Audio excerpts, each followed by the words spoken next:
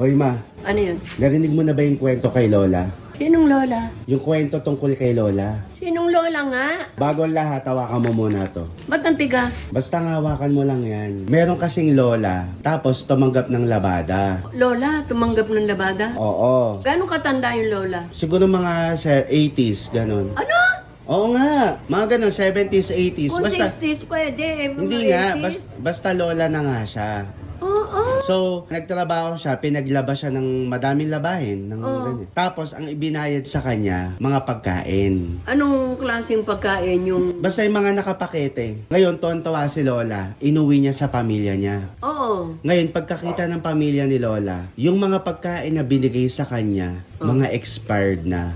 Ay, salbahe ang inang sino yun. Mabuti, tiningnan nila hindi. Kumbaga, tuwan-tuwa si Lola kasi madaming binigay na pagkain. Pagdala sa bahay nila, yun daw ang pinasweldo sa paglalaba niya, nakita na Yun ang expired. ibinayad sa kanya. Mga expired na. Maigi ka mo, marunong yung mga kasama niya sa bahay. Oo nga, pero syempre, tiningnan ng date. kasi si Lola daw, mahina na ang pandinig, hindi nakakabasa. Ay, So, yun, sino yung pinaglabahan na yan? Walang puso yan. Ano yan, kumbaga sa anong manggugulang. oo. Oo, hindi manloloko. Kasi may kategorya yun eh. Manggugulang siya. Gago siya. Gago Yun ka. nga. Kung sino ka. Eh, kumbaga, mo. yun nga ang ano ngayon. Eh, yung mga anak nun lola. Nasaktan, syempre. Eh, bakit niya nila pinagpapalabada pa yung lola, yung magulang o lola? Ma, bakit naman ikaw? Gusto mo, naglalaba ka pa rin. Oh, mabata pa ako eh. Hindi, kumbaga, ikaw ayaw na kitang paglabayin pero naglalaba ka pa rin. So, siguro ganun lang din sila kay Ay, Lola. dalawa lang kami ng papa Ma. mo. Sino yun? Natukay ba ng pamilya ni Lola? Ay, Kung siguro, sino yun? hindi ko alam. Baka malapit lang sa kanila. Maglalabada ba yan sa malayo? Pupunta ba yan si Lola sa malayo? Desembre, dyan lang sa tabi-tabi. Ikaw naman, Lola, kahit sabihin mo pang kaya-kaya mo, 80 ka na. Ay, kayo namang nagpapalaba. Siyempre, mama, baka nga gawa nga ng hirap ng buhay. Gusto niya. Siyempre, ba't niya ba gagawin yun? Siyempre, sa hirap ng buhay. Ay, kung ako naman na nagpapalabada, di, kung kaya pa ni Lola, tutulungan ko, bibigyan ko na lang ng extra money. Parang, ewan, basta, ay hindi ba nakilala kung sino yung nagpalaba? Oo. Alam ni Lola yan. O, ngayon naman, kung makilala, ano gagawin mo? O, ay sasabihin niya na inano ng mga anak ko, itong mga binabigay mong bayad sa paglalabada ko, eh, mga expired, para mapahiya yung kung sinong tao yun. Ang kapal ng mukha mo. Okay lang ang pagkain, pero kung ganyan puro expired, ano, para kang tanga, matanda na yun, parang bata na yung bituka nun. Hindi ka na naawa, gago ka, sino ka mang gago. Basta, malaman ko lang kung sino ka. Ipapakain ko sa'yo, ibabalik ko sa mga expired at ipakakain ko sa'yo lahat yun.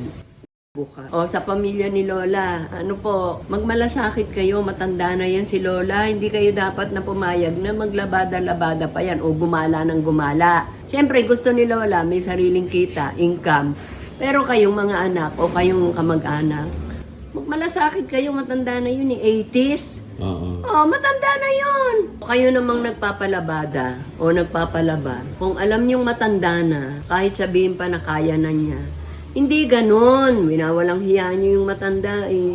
Nahihirapan na nga, tapos babayaran niyo pa ng mga expired na pagkain. Nasaan ang puso niyo? Kung sa inyo gawin yan, baka hindi lang yung salitang masasakit ang matikman niyo. Huwag niyong walang hiyain yung matanda. Parang magulang nyo na yun o lola nyo. Magtatrabaho tapos babayaran nyo na expired date na pagkain. Nasaan ang puso nyo? Wala kayong puso. Mga walang hiya kayo. Mabuti pa yung saging, may puso. Kayo wala. Mga gaga. Bakit gaga? Ay, babae siguro yung nagpalaba. Alam nga naman lalaki. Ay, di gago. Hindi, yun lang. Gigigil ako eh.